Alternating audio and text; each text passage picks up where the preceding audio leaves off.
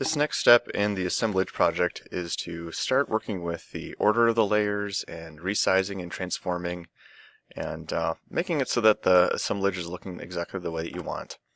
As you can see, I've already brought in a lot of the different pictures.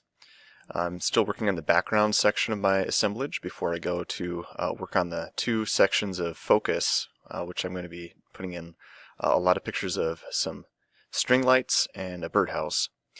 What I want you to notice is that if you're in the Move tool and you right click on the area where a layer is that you want to transform or change, it'll show you what options you have within that particular spot. So in the background folder, these are the two layers or two images that I can work with. So whichever one's on top, that's the one that will appear, the one that I can click and move first. And then below there's another one that I could move around. So this is like the fast way to be able to select just one layer that you want to change and not have to try to figure out where in your layers palette it is. It's just a really fast way to make changes to things.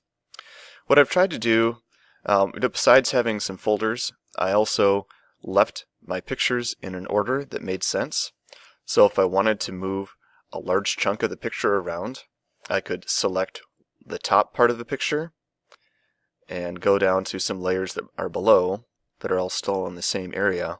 So I clicked the top, held shift, and then clicked down on the bottom section of that area in the artwork. And then I can move all of those at the same time. I can also Control T or transform those all at the same time as well.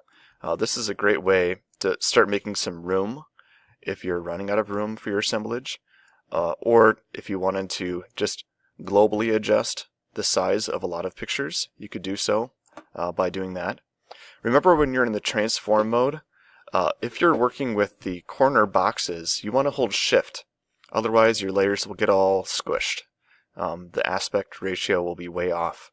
The other thing is you can rotate your images by holding off to the edge of the transform box, and it changes into a rotator. So you can adjust the rotation of your images to make them fit exactly the way that you want. After you're done transforming, remember that's Control T to transform, you'll hit enter. Alright, so I've got all these layers selected at the same time, so that's why the transform did all of them at the same time. Now I could click all of the layers, so at the very top all the way down to the bottom, holding shift, and I could make the entire artwork smaller if I wanted to. You can see how easy that is. And I'm still deciding on whether or not I want to have some black showing through in my artwork. This is a really great way to make sure that I can get all 25 layers in and still have space. Okay. The last thing I wanted to talk about in this little mini demo is how to change the order of layers.